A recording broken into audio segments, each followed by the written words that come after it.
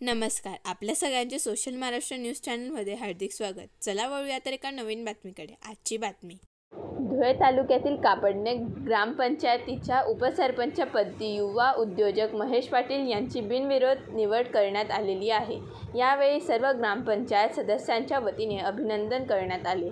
गावातील प्रलंबित विकास कामे पूर्ण करण्यासाठी प्रयत्न करण्यात येतील. तसेच 35,000 पेक्षा जास्त लोकसंख्या असलेल्या गावात जल जीवन मिशन योजनेचे काम सुरू आहे.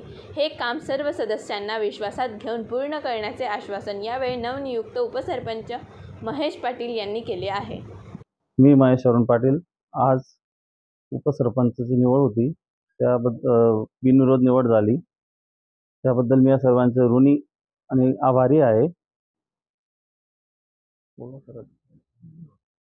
कामांच्या बाबतीत बोलण्याचं झालं तर गावात पाण्याचा प्रश्न फार मोठा आहे. आमच्या गावाचा तो पाणी पुरवठ्याचा विषय जो आहे तो पूर्ण करण्यासाठी प्रयत्न करायचा आहे आम्हाला. जलजीवनचे जे काम चालू आहे ते पूर्ण करण्यासाठी सर्वांनी सहकार्य करावं ही मी सर्वांना विनंती करतो. बातमी आवडल्यास चॅनलला लाईक व सबस्क्राईब करा व दररोज अशा नवनवीन बातम्या पाहण्यासाठी चॅनलला फॉलो करा. धन्यवाद.